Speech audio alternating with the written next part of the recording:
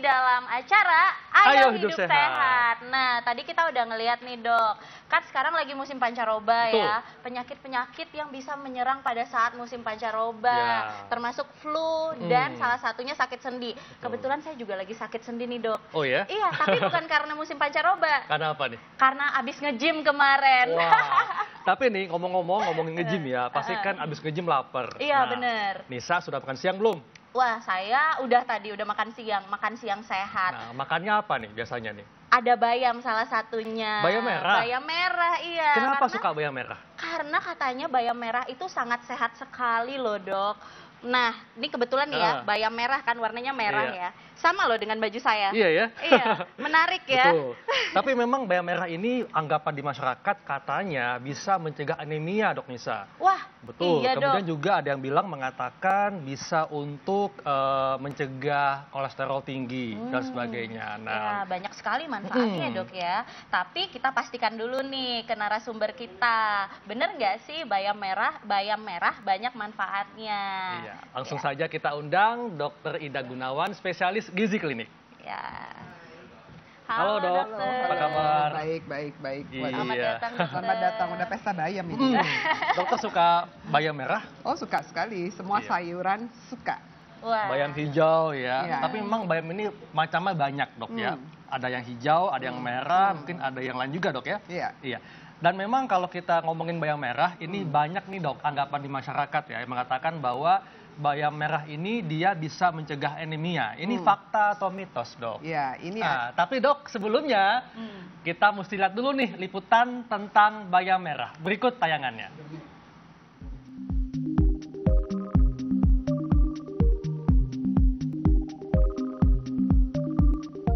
Dibandingkan bayam hijau, bayam merah memang kurang populer meskipun dipercaya kaya akan gizi. Bayam merah disinyalir mengandung banyak serat, karenanya sayuran ini konon dapat digunakan untuk melancarkan proses buang air besar. Rasa bayam merah pun lebih manis ketimbang bayam hijau. Bayam merah dapat tumbuh di daerah dengan iklim tropis seperti Indonesia dan beberapa negara Asia lainnya, begitu juga di daerah dengan iklim subtropik seperti negara-negara di benua Amerika. Walaupun begitu, bayam merah akan tumbuh lebih subur jika ditanam di daerah tropis di mana matahari bersinar sepanjang tahun.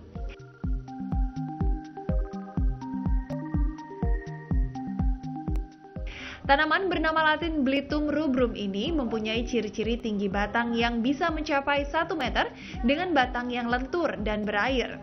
Daunnya berbentuk bulat telur, lemas, berujung tumpul dengan pangkal runcing dan berwarna merah. Nah, konon bayam merah sangat dianjurkan untuk dikonsumsi oleh penderita kanker usus besar, kencing manis, kolesterol, serta darah tinggi untuk tujuan pengobatan. Benarkah demikian? Bayam merah pernah, tapi nggak terlalu sering. Pernah? Iya.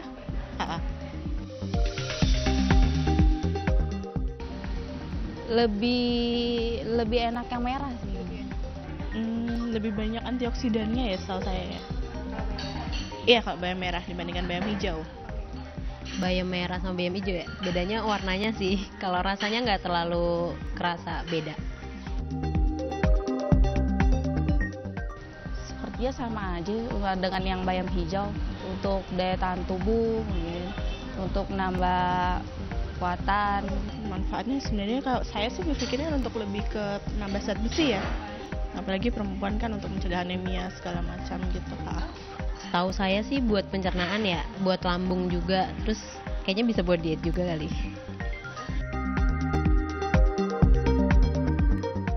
Meskipun penelitian mengenai manfaat bayam merah masih belum banyak beredar, namun sayuran ini memang sudah umum digunakan sebagai bahan makanan termasuk di Indonesia. Oleh karena itu, tidak ada salahnya memasukkan bayam merah sebagai alternatif bahan makanan sehat yang bisa Anda konsumsi sehari-hari. Nah, bagaimana cara mengolah bayam merah agar manfaatnya bisa kita dapatkan secara optimal? Lalu apa saja fakta dan mitos seputar sayuran ini? Temukan jawabannya hanya di Ayo Hidup Sehat.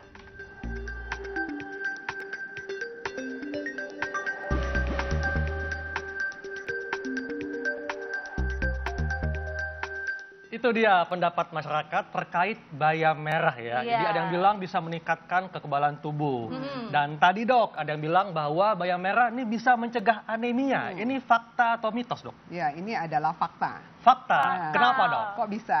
Ya. Yang namanya bayam, mau bayam hijau atau bayam merah, mereka kaya akan mineral ya. Betul. Mineral yang paling banyak adalah kalsium, kemudian kaya akan zat besi.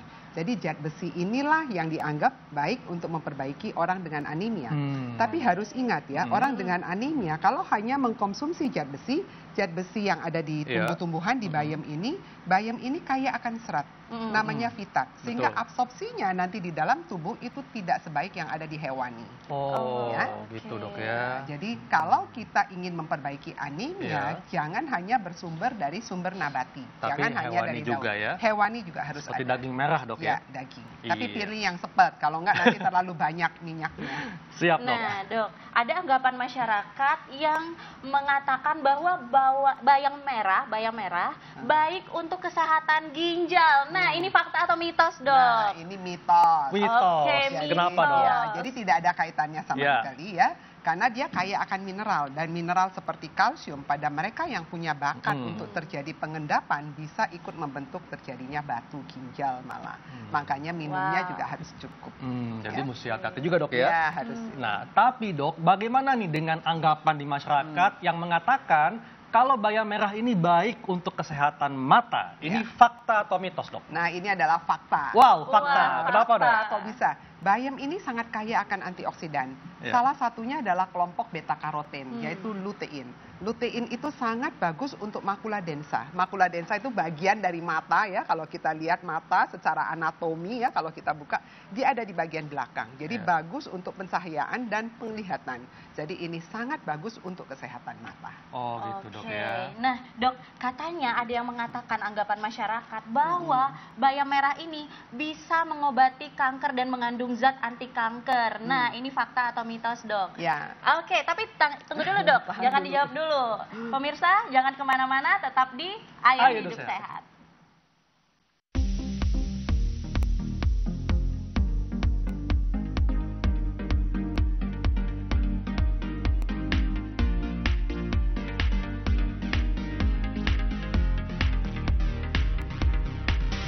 Bayam adalah salah satu jenis sayuran yang paling banyak dikonsumsi di dunia.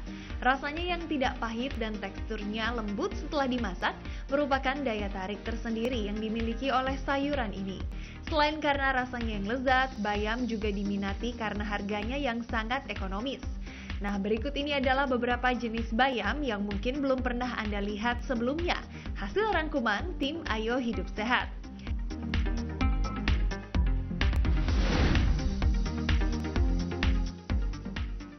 Yang pertama ada bayam cabut atau Amaranthus tricolor. Kata cabut merujuk pada proses panen sayuran yang unik ini. Bayam jenis ini biasanya dipanen dengan cara dicabut dan kemudian dijual ke pasar beserta dengan akar tunggangnya. Ada 3 varietas bayam yang termasuk ke dalam jenis Amaranthus tricolor, yaitu bayam hijau biasa, bayam merah atau Belitung rubrum yang batang dan daunnya berwarna merah, dan bayam putih atau Belitung album yang berwarna hijau keputih-putihan. Bayam cabut sendiri memiliki tekstur daun yang tipis dan lembut dengan batang yang sangat lunak, sehingga aman untuk dikonsumsi. Masa tanam maksimal dari bayam jenis ini adalah 25 hari. Kalau dari segi warna, ada yang hijau dan merah. Orang biasanya mengolah jenis bayam ini dengan cara dimasak bening atau ditumis.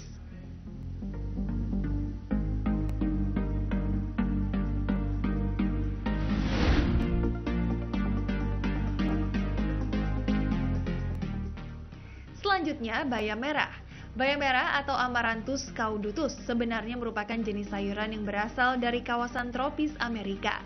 Selain karena rasanya, bayam merah digadang-gadang memiliki kandungan gizi yang jauh lebih baik dibandingkan dengan bayam pada umumnya.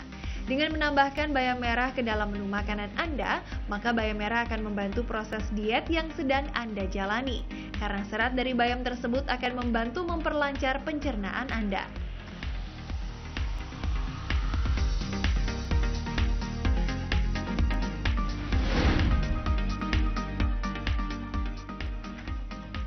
Jenis bayam yang terakhir adalah bayam duri. Tanaman ini mempunyai nama latin Amaranthus spinosus L. Ciri-ciri bayam duri adalah adanya duri pada bagian pangkal tangkai daunnya. Tanaman bayam duri juga termasuk ke dalam keluarga tanaman bayam-bayaman atau Amarantaceae. Panjangnya bisa mencapai 1 meter dengan batang yang lunak berwarna hijau kemerahan, sedangkan daunnya berbentuk seperti belahan ketupat berwarna hijau. Jenis bayam ini dibudidayakan menggunakan biji dan bisa dengan mudah hidup dimanapun selama mendapatkan pasokan air dan sinar matahari yang cukup. Nah pemirsa, itulah tadi beberapa jenis bayam yang mungkin bisa Anda coba sebagai variasi untuk menu sayur Anda di rumah.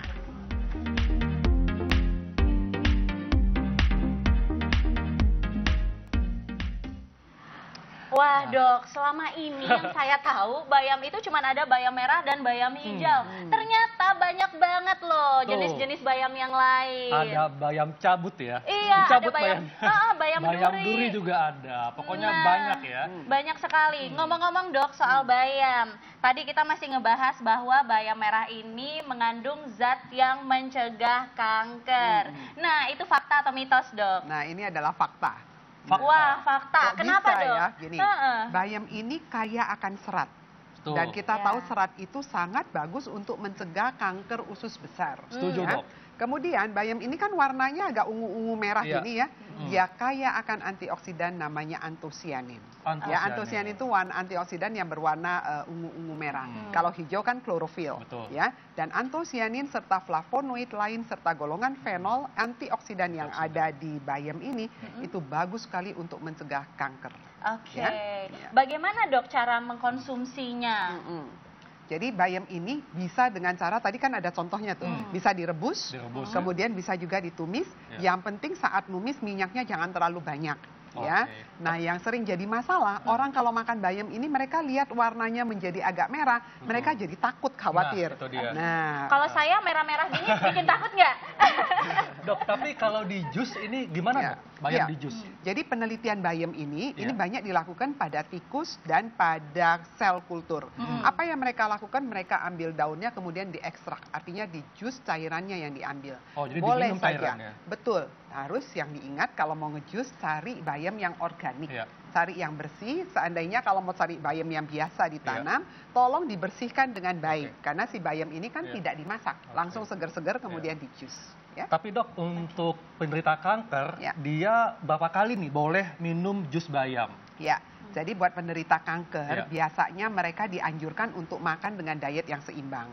Jadi bukan hanya si jus bayam aja yang dimakan. Jadi semua beraneka warna mereka boleh makan, boleh konsumsi. Karena warna itu adalah antioksidan ya. Jadi biasanya kalau pasien yang menderita kanker dan sedang menjalani kemoterapi, mereka itu mengalami kesulitan untuk makan. Ada rasa mual dan sebagainya. Nah secukupnya aja, semampunya mereka makan. Kalau sehari cuma mampu untuk 1 kali, boleh saja. Jadi selang-seling, jangan pagi sampai malam hanya jus bayam, jangan. Jadi boleh di jus juga, boleh makan jadi rebus, rebus, tumis atau jus. Oke, nah dok, jadi bayam ini kan kaya akan serat ya. Nah, jadi kalau misalnya bayam kaya akan serat ini bisa nggak sih untuk mengobati dan menurunkan kolesterol pada tubuh? Fakta atau mitos dok? Nah, ini adalah fakta. Fakta? Wah, kenapa dok? Gimana jadi tuh, dok? gini, kita suka dengar bayam merah itu mempunyai efek kardioprotektif. Melindungi jantung dok ya? Melindungi jantung ya. Dalam arti apa? Dalam arti dia ikut menurunkan kadar kolesterol. Jadi kenapa kok bisa? Karena kandungan dari serat dan antioksidannya. Jadi dia kaya akan antioksidan dan antioksidan ini akan mempercepat metabolisme kolesterol di dalam hati.